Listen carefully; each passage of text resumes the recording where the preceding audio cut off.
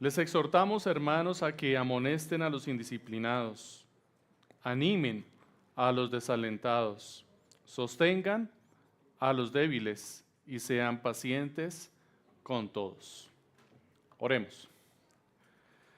Padre Todopoderoso, Creador de los cielos y de la tierra, de las cosas visibles y de las invisibles, te damos muchísimas gracias por alumbrarnos hoy, Señor, con tu palabra.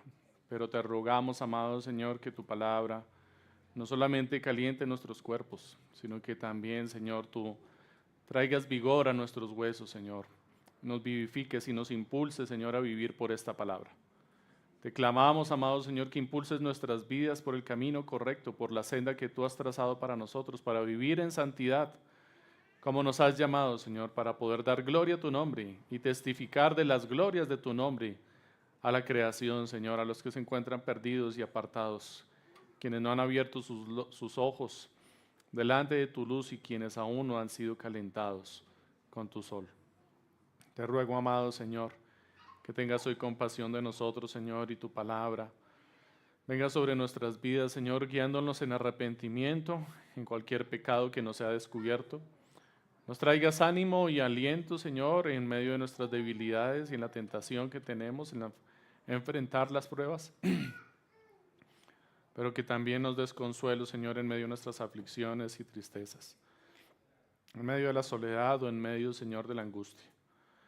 Te clamo, amado Señor, que tu palabra opere en cada uno de nuestros corazones, y a quienes aún no les haya amanecido, Señor, si están en medio de nosotros, te ruego, Padre Santo, para que esta palabra, Señor, quebrante los corazones de piedra, los convierta en corazones de carne, maleables, Señor, moldeables, que se puedan, Señor, ceñir a tu palabra y puedan dar gloria a tu nombre por la obra salvadora que tú empiezas en ellos.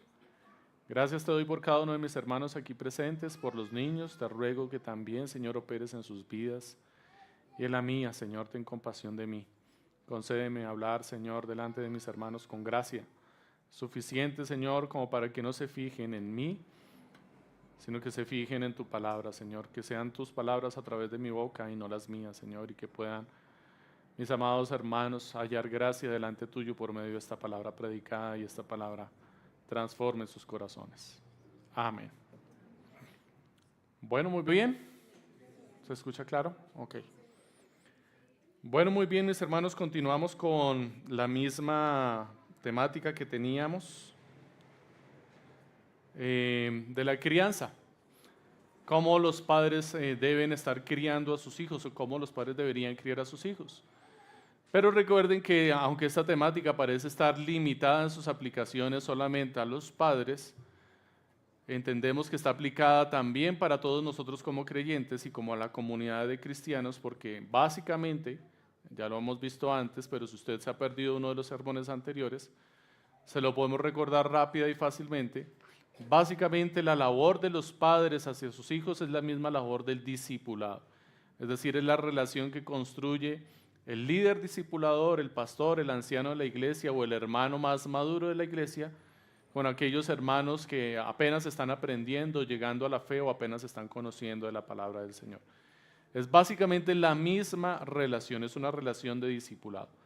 Así es que vamos a aprender hoy estos principios que está dejando el apóstol Pablo aquí a los tesalonicenses, unas exhortaciones que le está dando, que son instrucciones que está dándole a toda la iglesia, pero que de hecho el mismo apóstol Pablo, vamos a leer ahora más adelante en la misma carta, las está entendiendo como la relación que debe tener un padre con sus hijos y la forma en la que el padre debe tratar a sus hijos. Así es que nos es muy pertinente este texto para que aprendamos cómo vivir en la gracia del Señor. Vamos a ir al capítulo 4, de ahí de la primera carta de Tesalonicenses, y vamos a encontrar que desde allí, desde el capítulo 4, básicamente podemos dividir la carta a Tesalonicenses en dos partes. Hasta el capítulo 3, el último versículo, son la primera serie de instrucciones, y en el capítulo 4 hasta el final del capítulo 5 vamos a encontrar exhortaciones, ¿ok? ¿Cuáles son las exhortaciones y qué carácter tienen? Vamos a leer el capítulo 4, versículos 1, 2 y un pedazo del 3. Dice así, allí nos va a decir cuál es el propósito de la exhortación y es finalmente los propósitos que tenemos para esta porción que estamos estudiando hoy. Por lo demás, hermanos, les rogamos y les exhortamos en el Señor Jesús que tal como han recibido de nosotros instrucciones acerca de la manera en que deben andar y agradar a Dios, como de hecho ya andan, así abunden en ello más y más. Porque esta es la voluntad de Dios, su santificación. ¿Cuál es la voluntad de Dios con estas exhortaciones o instrucciones que Pablo le está dando a los tesalonicenses?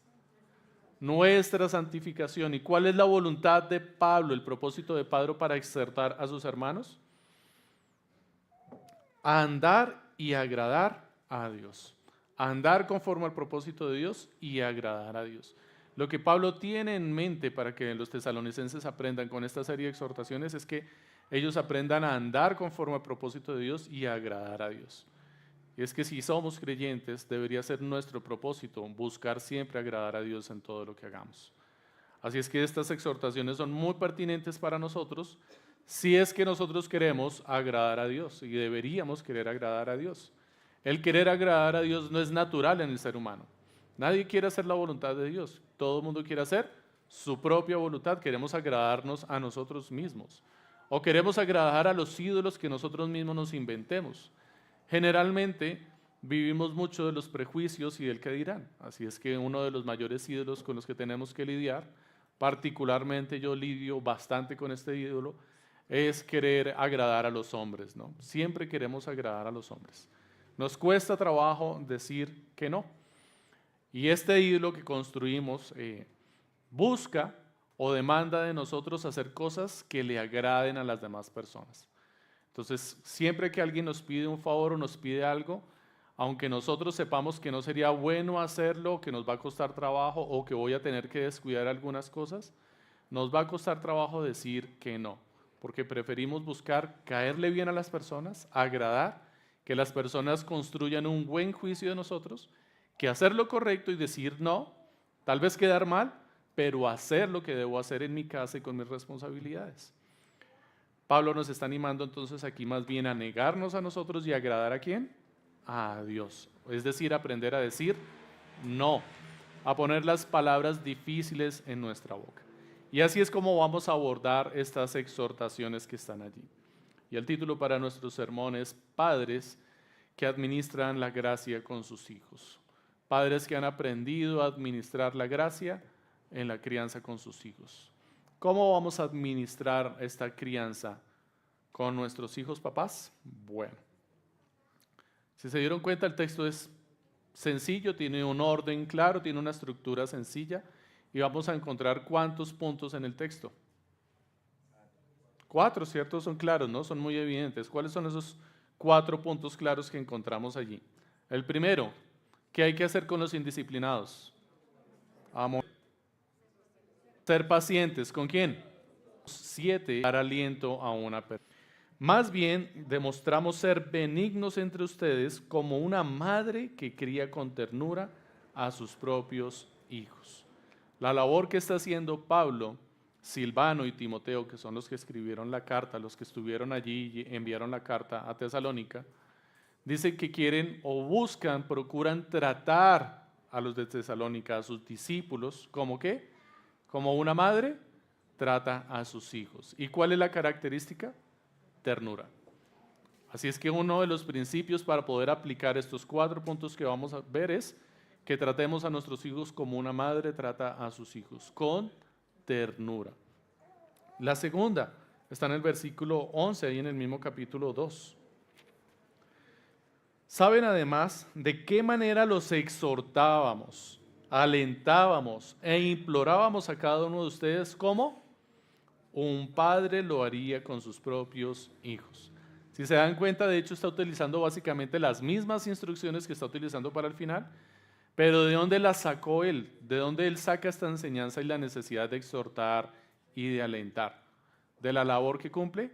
Un padre con sus hijos.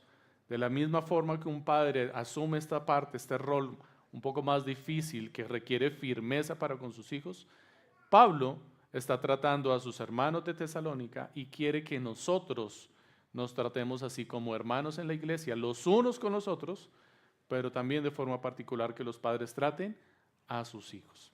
Si se dan cuenta, el primer versículo, en la parte principal del verso, la primera parte, en el verso 14, la instrucción se le está dando a quienes. Verso 14, les exhortamos hermanos. ¿Para quién es la instrucción? Para toda la iglesia, todos. Esta no es una labor que deba desempeñar el pastor con los discípulos, los ancianos con los discípulos, los diáconos con los discípulos, o solamente los padres con los hijos, o los maestros con sus estudiantes. Esta es una labor que se debe desempeñar entre todos en la iglesia. Pero la palabra que aparece allí, que se traduce como les exhortamos hermanos que amonesten, esta exhortación de los hermanos, implica un orden de jerarquía. Y el orden de jerarquía que establece es que esta exhortación nunca va a ir de una persona que está en un rol o en una posición menor a una mayor, sino que esta exhortación va a ir en pares o de alguien que está en autoridad hacia alguien que está bajo su autoridad. Es decir, que entre los hermanos de la iglesia nos podemos exhortar mutuamente entre hermanos, ¿ok? Pero un hermano no puede venir a exhortar, como está describiendo Pablo aquí, al pastor, ni al anciano de la iglesia. La Biblia establece otro orden para dirigirse a las autoridades y llamarles al orden cuando estamos nosotros fallando. Hay otro orden establecido por la Escritura. Este orden que está aquí es para quienes, paralelamente, para nuestros hermanos al lado o para quienes estén bajo nuestra autoridad, para quienes nosotros estemos discipulando o enseñando. Dice entonces el primer punto, mis amados hermanos, que es amonestar a los indisciplinados. Nuestro propósito, recuerden, es ver cómo un padre debe procurar la santificación de sus hijos, formar que andemos conforme al propósito de Dios y agradar a Dios en esta labor. Amonestar a los indisciplinados. La Reina Valera traduce allí como amonestar a ¿quiénes? A los ociosos. Esta palabra ociosos es más que la palabra perezoso que nosotros pudiéramos entender. Cuando nosotros pensamos en alguien ocioso o en alguien perezoso, pensamos en una persona que no hace nada, ¿ok? Pero esa no es la definición más precisa de alguien ocioso o perezoso, o por lo menos no es lo que tiene en mente Pablo, y no es lo que significa la palabra que Pablo está utilizando allí para hablar de los indisciplinados o de los ociosos. Estos ociosos son más bien como los describe la Escritura, que dice el Señor Jesús: el que no está conmigo, está en mi contra. El que conmigo no recoge, desparrama. Estos perezosos y ociosos no es que no hagan nada, ¿ok? Es que simplemente para lo único que sirven es para desparramar, es para hacer mal, es para estorbar, es para frustrar o truncar lo que otros están haciendo. Entonces no es simplemente la persona que se acuesta a dormir y no hace nada, no. Esta es una persona holgazana que no hace absolutamente nada, pero su nada, lo que no hace de nada, está frenando, obstruyendo, tropezando. No recoge, pero sí está desparramando. Así es como Pablo lo define, y a esto es a lo que se está refiriendo con es necesario que a quienes se comportan de esta forma indisciplinada se les debe amonestar. Es necesario que se les amoneste. El capítulo 4, el verso 11, y el capítulo 5, en el verso 6, en la misma carta, Pablo nos da una idea de qué es lo que él tiene en mente cuando habla de estas personas indisciplinadas. Dice el verso 11 del capítulo 4, y a que tengan por su ambición el llevar una vida tranquila y se ocupen en sus propios asuntos y trabajen con sus manos tal como les hemos mandado. ¿Qué deben hacer entonces estas personas para dejar de ser indisciplinados o perezosos? Trabajar con sus propias manos como Pablo les ha mandado. ¿Que se ocupen de qué? De sus propios asuntos. O sea que estos indisciplinados también son entrometidos. No hacen nada, pero por no estar haciendo nada, por estar ociosos, terminan siendo chismosos, metiéndose en donde no los han llamado, esparciendo mentiras que no tienen certeza, palabras de las que no tienen certeza o seguridad, solamente rumores, manipulando o cambiando las cosas. El verso 6 dice, del capítulo 5, por tanto, No durmamos como los demás, sino estemos alerta y seamos sobrios. En oposición a los que están haciendo pereza, se menciona que debemos estar despiertos y sobrios. Si los que están haciendo pereza y los que están durmiendo no están sobrios, ¿cómo están entonces? Lo contrario de sobriedad es ebriedad. De hecho, si seguimos leyendo el texto nos lo va a aclarar. Estas personas se comportan como ebrios si no son ebrios también. ¿Qué características tiene una persona ebria, una persona borracha? Es desordenado, ¿ok? Es ruidoso, es escandaloso, habla de más, ¿cierto? Es muy ruidoso.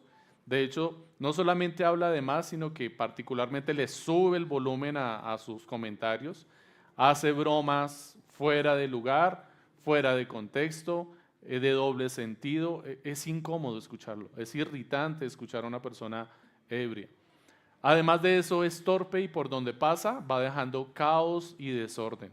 Destruye las cosas, rompe, tira basura, huele mal, de todo, ¿no? Encontramos una cantidad de características que Pablo quiere destacar aquí con respecto a quiénes son estos indisciplinados que necesitan ser amonestados. Pablo los está comparando como también con personas ebrias y nos está diciendo que nosotros debemos dirigirnos a nuestros hijos. Vamos a encontrar que nuestros hijos muchas veces son así, ¿no? Nuestros hijos simplemente están en la casa y creen que no están haciendo nada porque no están haciendo nada y creen que están bien porque pues no están haciendo tropiezo, pero mentiras. Están estorbando, no permiten que las cosas fluyan en la casa, son ruidosos a veces, son gritones, generan impaciencia o intranquilidad, no hay comodidad en el hogar cuando están en medio de sus apasionamientos y de sus pecados. Y Pablo nos está diciendo, cuando tu hijo esté en esa condición, cuando encuentres un hermano en la iglesia que se esté comportando de esta forma, tú tienes que amonestarlo, amonestarlo. Tienes que reprenderle, es la palabra también que se está utilizando allí. Tienes que llamarle al orden. De hecho, cuando nosotros estamos aquí en la congregación, todo el tiempo de congregación, incluyendo el tiempo en donde no estamos en el servicio, es decir, cuando salimos a tomarnos el cafecito y estamos hablando, estamos mostrando nuestro carácter cristiano. Y a veces nuestro carácter cristiano es un poco ruidoso. ¿Sí lo han notado? Que particularmente en esos espacios cuesta trabajo poner orden en la iglesia para iniciar el siguiente servicio, porque pareciera a veces que nos comportáramos como si no nos estuvieran dando tinto, sino algo que nos quita la sobriedad. Y nos volvemos muy ruidosos y no estamos reflejando el carácter cristiano del que Pablo nos está hablando aquí. Este es un carácter que nos debe acompañar en todo momento, que deberíamos estar apercibidos de lo que está ocurriendo en nuestro entorno para comportarnos conforme a la circunstancia. Pero a veces ni los niños ni los borrachos se aperciben de lo que hay en su entorno y simplemente ellos se siguen comportando conforme a su pasión sin importarles lo que hay a su alrededor. Pierden una desconexión de las circunstancias que están en su entorno. Y a veces nos pasa lo mismo durante el servicio o aquí fuera del servicio, como que se nos olvida que hay personas que están ingresando y que vienen a ser preparadas como nosotros pudimos disfrutarlo tal vez. Y guau, guau, guau, guau, y el chiste, y si aquí se escucha todo, ¿no? ¿Se han dado cuenta, cierto? Particularmente los que estamos en el segundo servicio. Y uno por dentro, ¿qué hace, no? ¿Por qué no se callan? Y nos saltamos hasta el último punto, ¿no? Pacientes con todos. El último punto vamos a llegar allá. Nos falta aprender a ser también pacientes con todos.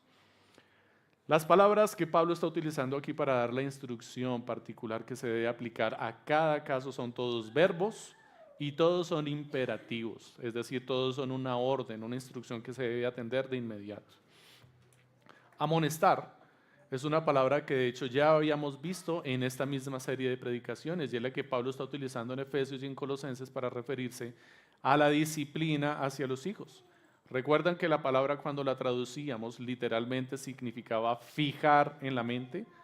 Amonestar es fijar en la mente, es buscar que la mente quede grande. Es decir, que esta amonestación muchas veces va a requerir el carácter de la disciplina como la entendemos cristianamente.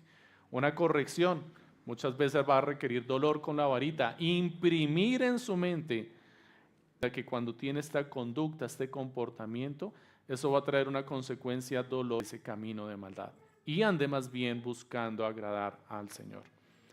La amonestación es una advertencia también, es una enseñanza o una instrucción que anticipa un comportamiento pecaminoso y se hace una advertencia con respecto a la consecuencia que le traería seguir participando de esta conducta. La amonestación es para aquellos que se comportan de esta forma en la iglesia y fuera de la iglesia, en el trabajo, en la casa, en la universidad, en el colegio, en la calle. Para ellos está dirigida la amonestación, no solamente para las personas en la iglesia, porque es una conducta que se puede llevar a cabo en cualquier lugar. Cuando nuestros hijos son irreverentes, es decir, están haciendo bromas de repente de la nada y están interrumpiendo la reunión o el momento que se está llevando a cabo, o una persona tiene esta conducta irreverente de hacer bromas simplemente por querer llamar la atención y agradar delante de los demás o buscar que la atención se centre sobre él, se está comportando como una persona indisciplinada, rebelde, que no se sujeta a la autoridad. ¿Cuál es la forma de responder? Como un padre con firmeza, como una madre con ternura, pero lo que debemos hacer es amonestar. Amonestar es la instrucción que nos da Pablo. Sin embargo, la amonestación no siempre se debe llevar a cabo de la misma forma. Generalmente, haciendo caos, desorden, o alguien quiere llamar la atención sobre sí mismo, la Biblia dice que le llamemos al orden en privado, ¿okay? Que no les avergoncemos públicamente, que tengamos consideración de la persona y de su fragilidad. Y en privado, vayamos y hablemos con la persona, le llamemos al orden, le exhortemos, o a nuestro hijo le disciplinemos, para no avergonzarle y generarle tropiezo en la dificultad que tiene para obedecer. Si nos es difícil obedecer, más nos va a ser difícil si nos exponen públicamente. Así es que lo correcto es que lo hagamos en privado. Sin embargo, hay ocasiones en donde el pecado adquiere un carácter público y es necesario que la reprensión sea pública. Vean lo que dice 1 Timoteo capítulo 5, versículo 20. A los que persisten en pecar, repréndelos en presencia de todos para que los demás tengan temor de pecar. ¿Hay reprensiones públicas? Hay reprensiones públicas. Hay veces que es necesario reprender públicamente. Hay veces en donde es necesario pasar por la vergüenza de tomar el rol de amonestar a alguien y avergonzar a la persona por persistir en su pecado, por no atender al llamado que se le está haciendo. La incredulidad también es uno de estos pecados que necesita ser amonestado o reprendido. Dice Marcos 16:14. Después se apareció a los 11 discípulos cuando estaban sentados en la mesa y los reprendió por su incredulidad y dureza de corazón, porque no habían creído a los que le habían visto resucitado. Está hablando de Jesucristo mismo. Cuando apareció resucitado, primero las mujeres y no le creyeron al testimonio de las mujeres. ¿Y qué hizo el Señor Jesucristo? Les reprendió por su incredulidad. La incredulidad también necesita amonestación. Indisciplinado es toda persona entonces que busque contradecir la verdad. Todo el que quiera contradecir la verdad requiere una amonestación. El que sea rebelde, insubordinado, toda actitud o conducta contraria a la palabra de Dios requiere una amonestación o una reprensión. Animar a los desalentados. Capítulo 4, versículo 13 dice: pero no queremos, hermanos, que ignoren acerca de los que duermen para que no se entristezcan, como lo hacen los demás que no tienen esperanza. Aquí Pablo está dando instrucción a los hermanos de la iglesia que están tristes, están afligidos, tienen literalmente depresión, por causa de que han perdido familiares o hermanos de la iglesia que han muerto. Están muertos y no saben qué va a pasar con ellos, tienen incertidumbre acerca de lo que les va a pasar a ellos. Y Pablo viene y les aclara y los alienta, les da esperanza. ¿Y qué les dice? Hermanos, no quiero que ignoren acerca de aquellos que están muertos, que han partido, que duermen, para que no se entristezcan. Y les aclara, y les dice que el Señor Jesús vendrá un día, y junto con ellos los muertos en Cristo de sus tumbas se levantarán, y nosotros, los que vivimos, me lo sé porque me aprendí la canción, si no lo recuerdan la canción se la recomiendo, los que vivimos nos levantaremos junto con los muertos y nos encontraremos en el cielo con el Señor. ¿No es así como está?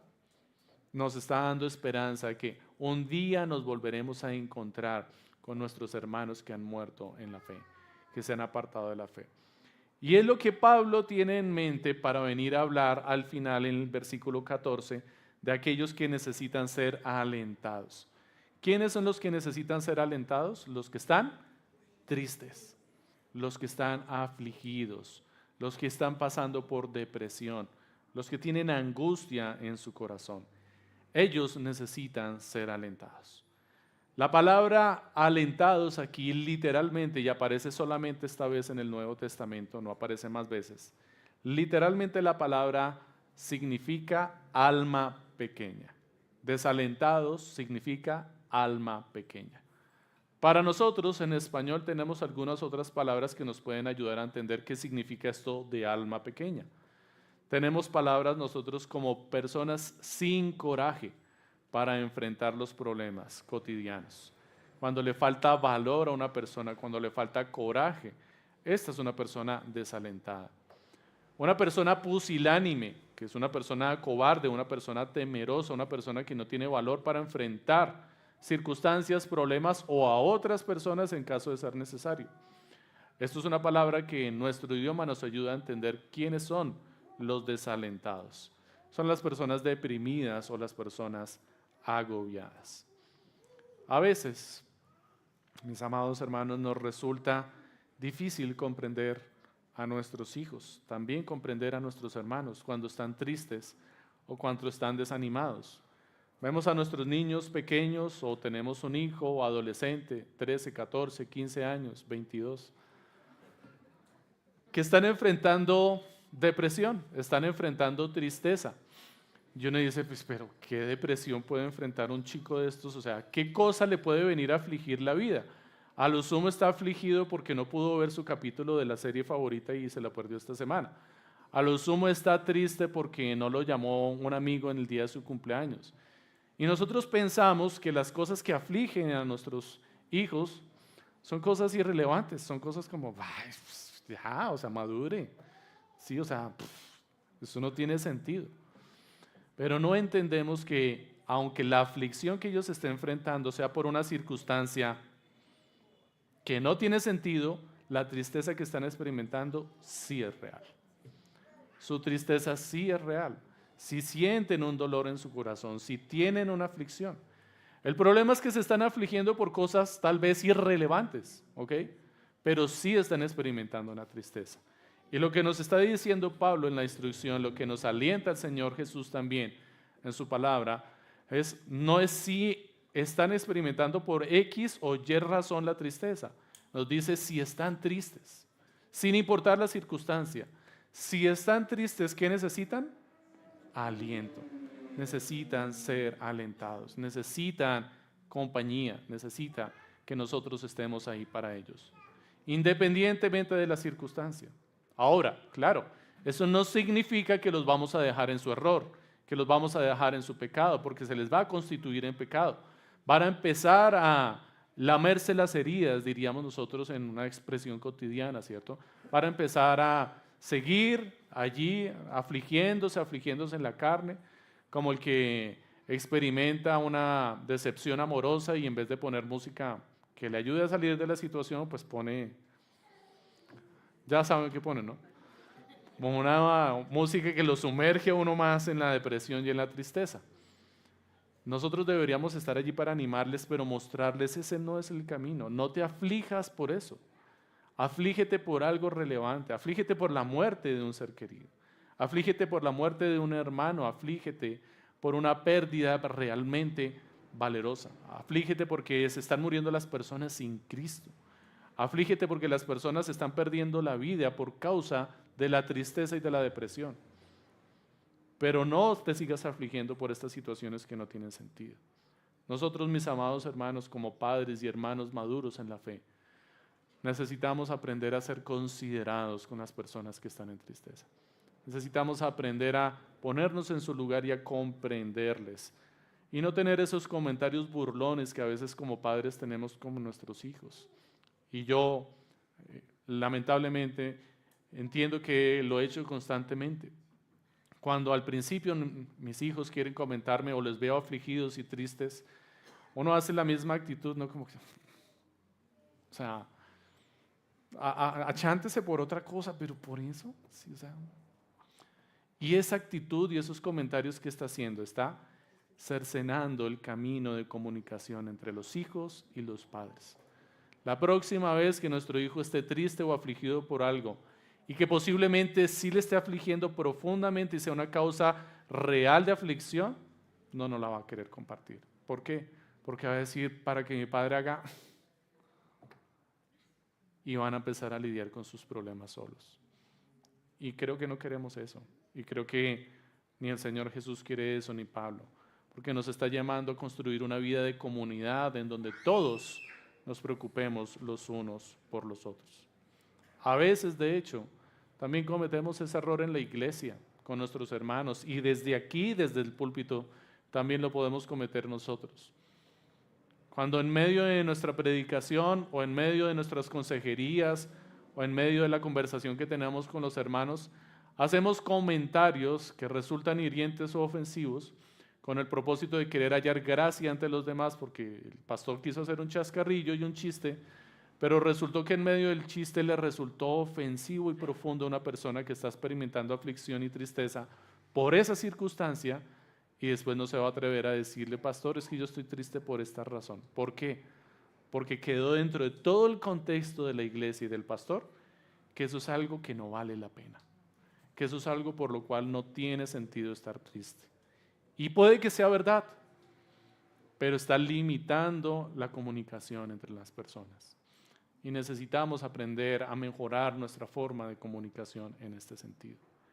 Muchas otras veces, cuando encontramos una persona triste en la iglesia o a nuestros hijos, optamos por lo más común que podemos hacer todos nosotros, y es callar y alejarnos, apartarnos de la persona. Nos encontramos con el hermano saliendo por la puerta frente a frente y con esa cara. Y nosotros le saludamos rápidamente, hola mi hermano, ¿cómo está? Y chao. Porque no queremos quedarnos ahí. ¿Por qué? Porque o no estamos preparados para enfrentar lo que él tiene en su corazón y que quiere seguramente contar, y queremos evadirnos rápidamente porque yo no quiero escuchar la historia de mi hermano. Eso significa que me tengo que quedar una hora aquí escuchándolo y tengo hambre o tengo otras cosas que hacer más importantes, como pues ir a, no sé, cualquier otra cosa irrelevante. O tal vez simplemente nos da pereza, no queremos, nos da vergüenza preguntar.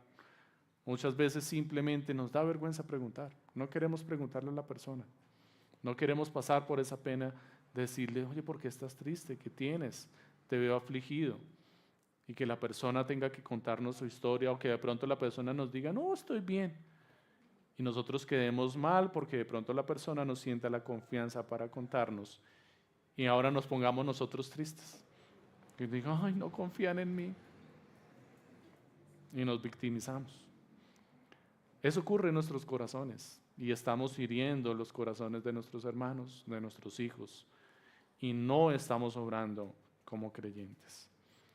Somos faltos de consideración. Somos insensibles. Nuestras palabras muchas veces son desabridas para dar ánimo y para aliento.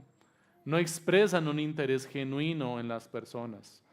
A veces simplemente nos comportamos como unos golpecitos en la espalda. Ánimo, mi hermano, que te vaya bien, el Señor te guarde, y chao. Somos muy insípidos para poder expresar un verdadero interés con los problemas de nuestros hermanos. Muchas veces consideramos que su tristeza es fingida o es exagerada y le quitamos la relevancia, y por eso tal vez no queremos atender la situación. Si el problema que aflige a tu hijo para ti no es algo considerable, no pienses que la tristeza que está experimentando tu hijo no es real. Necesitas atender esa tristeza. Debemos preocuparnos por conocer a nuestros hijos e instruirlos para que puedan hablar con sinceridad y aprender a enfrentar sus problemas, no a evadirlos. Tienen que aprender a enfrentarlos. Debemos enseñarles a tener equilibrio, gentilmente, mostrarles que hay cosas por las que tiene sentido estar triste y que hay otras cosas que no ameritan condolerse por ellas, no amerita entristecerse por ellas. Necesitamos aprender a animar y a consolar. Mis amados hermanos, la gente se está muriendo literalmente de tristeza. Muchos se deprimen por cosas irrelevantes que no tienen un criterio cristocéntrico acerca del valor de la vida y de las cosas. Hoy en día se valora más lo material y la apariencia que lo espiritual, lo ético y lo moral. Se le da más valor a las relaciones con las criaturas de la creación que a las relaciones con tu prójimo. Las personas valoran más la relación que tienen con una cosa, con un animal, con una planta, con cualquier cosa, pero no le están dando valor a la relación con las demás personas. Y por causa de este valor desmedido que le están dando a la relación con las cosas de la creación, las personas se están deprimiendo y se están suicidando por cosas irrelevantes. Las personas llegan a la depresión porque se les murió la matica, porque se murió el perrito, porque perdieron el juego, por cosas materiales que no tienen mayor trascendencia. Pero por una relación con otra persona, incluso las estamos menospreciando. Ofendemos a las personas y no nos importa, pero si ofenden a mi mascota, hasta la policía vamos a dar. Necesitamos construir un criterio saludable y aprobado acerca de las cosas que realmente tienen valor delante de Dios. Es muy triste en ver cómo hoy en día las personas están sufriendo depresión porque están mutilando su cuerpo, porque simplemente están cayendo en la idea de que van a ser más felices si cambian de género, si cambian de sexo, si cambian la forma o la apariencia de su cuerpo, para después encontrarse con la triste realidad de que simplemente han sido manipulados por un sistema que lo único que quiere es lucrarse de ellos y que en ello no encuentran felicidad. Pero tienen la máscara puesta y ya no se la pueden quitar. No pueden aparentar que después de haber hecho la cirugía son infelices. Así es que van a empezar a aparentar una felicidad que no tienen. Y eso los va a hacer aún más infelices. Y a veces nuestros comentarios no ayudan mucho para relacionarnos y generar empatía con las personas que están enfrentando esta tristeza y esta aflicción. Cristo, mis amados hermanos, dio su vida por personas, se entristeció por sus aflicciones, atendió sus necesidades, curó sus enfermedades y proveyó la cura para nuestro pecado y sus consecuencias eternas. Cristo es la solución a nuestras aflicciones y Él no nos dejó solos. Dice la Escritura que nos dejó consolador, nos dejó al consolador. No apaguemos el Espíritu de Dios, dice Pablo en la misma carta a Tesalonicenses, en los versos que vienen después del 14. Más bien avivemos el don de Dios en nosotros y aprendamos a ser consoladores, a llevar el Espíritu que da ánimo y consuelo a los que están desalentados. Sostener a los débiles. ¿Quiénes son los débiles? Bueno, estos débiles no son débiles físicamente, no son personas que tienen alguna debilidad física. La debilidad a la que se refiere Pablo aquí es más bien una debilidad espiritual o una debilidad moral. Son aquellas personas que son frágiles frente a la tentación, que aún no han logrado superar las tentaciones, que siguen lidiando con el mismo pecado o los mismos pecados y no los han logrado superar. Estas personas están también afligidas. Se encuentran débiles en su carne, se encuentran débiles en su espíritu, se encuentran débiles aún en sus emociones y en la percepción que tienen acerca de sí mismos por causa de no lograr fortalecerse y superar el pecado. ¿Qué necesitan estas personas? Necesitan que se les sostenga, que se les sostenga. a los débiles hay que sostenerlos. Literalmente, estas personas necesitan a un Aarón y a un Ur. Ur con H.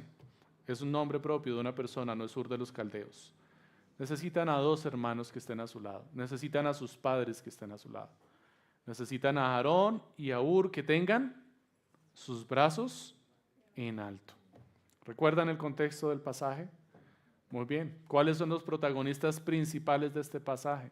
Pues tenemos a Aarón, tenemos a Ur y tenemos un tercer protagonista principal. Y no es Moisés. Porque Moisés es la persona a la que estamos sosteniendo. Moisés es nosotros cuando estemos en medio de la tentación y necesitamos ser sostenidos. ¿Quién es el tercer protagonista que está alentando a esta persona, la está sosteniendo y le está ayudando? ¿Lo recuerdan? Tenemos a Aarón, tenemos a Ur y Josué estaba en la batalla, en la pelea. La tercera persona que está involucrada y el tercer protagonista y el principal de esta historia es la roca en la que estaba Moisés sentado. Porque la roca es Cristo, en alto. Porque cuando Moisés desfallecía, el pueblo perdía, pero cuando se levantaban sus brazos, el pueblo ganaba.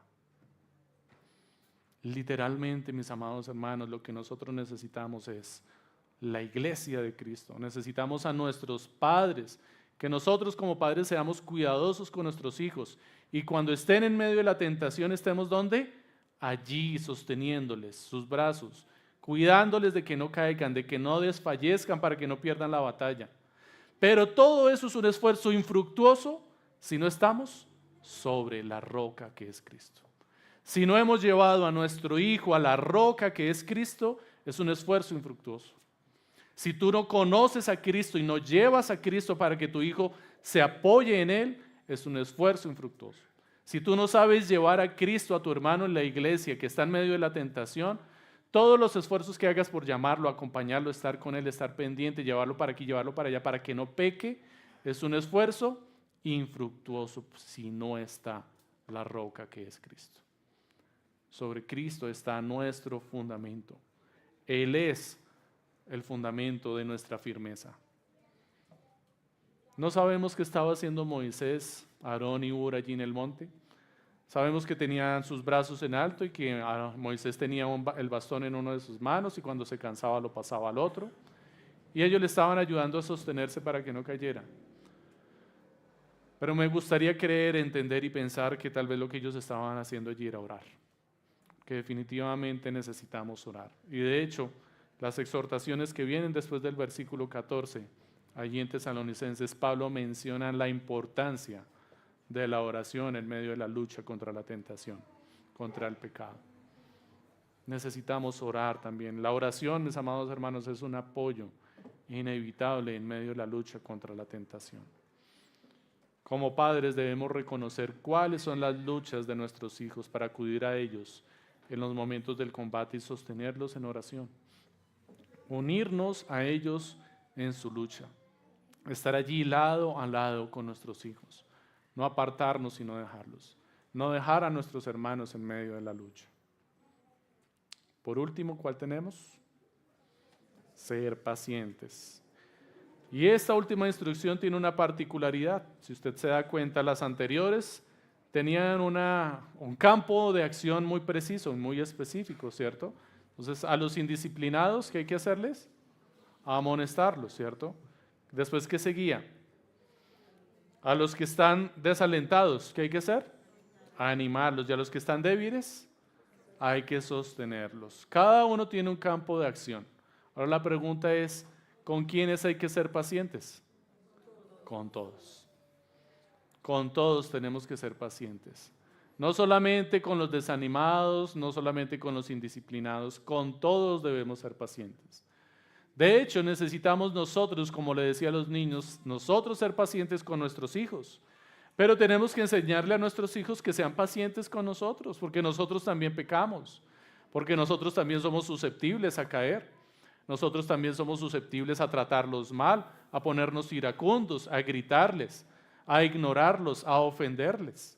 Y ellos también tienen que aprender a ser pacientes, con todos, con nosotros, pero también con sus hermanitos más pequeños. Todos necesitamos ser pacientes con todos. No hay una persona en especial, ni una conducta en particular, ni un momento preciso en el que debamos ser pacientes. Debemos aprender a ser pacientes con todos, en todo momento y en todo tiempo. Siempre debemos practicar la paciencia. Santiago 5:7 dice: por tanto, hermanos, tened paciencia hasta la venida del Señor. ¿Hasta cuándo tenemos que ser pacientes? Hasta siempre, mi hermano. No vas a parar de entrenarte en la paciencia.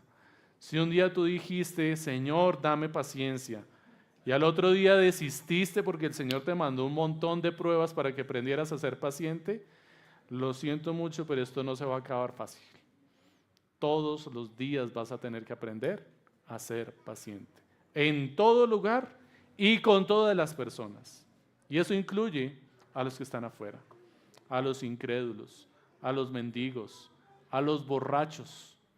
Incluye a todas las personas. Incluye a tu vecino que te pone la música muy temprano el domingo en la mañana para levantarte, o al que no te dejó dormir el sábado. También está incluido. Tenemos que aprender a ser pacientes con todos, con todas las personas. Con esas personas que promueven la ideología de este tiempo, que tienen un discurso que para nosotros no haya razón y sentido y que nos parece cantinflesco, con ellos también tenemos que aprender a ser pacientes, con todos, mis amados hermanos. Los padres necesitan enseñarle a sus hijos a expresarse. Y es que toda esta instrucción encierra un trasfondo muy importante. Y es que nosotros no podemos alentar, no podemos sostener, no podemos ser pacientes y no podemos disciplinar a alguien que no está expresando la lucha que está llevando a cabo. Yo no puedo disciplinar a alguien que es rebelde en su corazón, pero no expresa su rebeldía, porque no sé si está siendo rebelde en realidad. Es algo que está guardando solo en su corazón. Yo no puedo darle consuelo a una persona que está muy triste, pero que finge con una máscara de alegría todo el tiempo para que nadie vaya a su corazón. Entonces esto implica, mis amados hermanos, que tenemos que enseñarle a la iglesia y a nuestros hijos a expresar lo que hay en su corazón.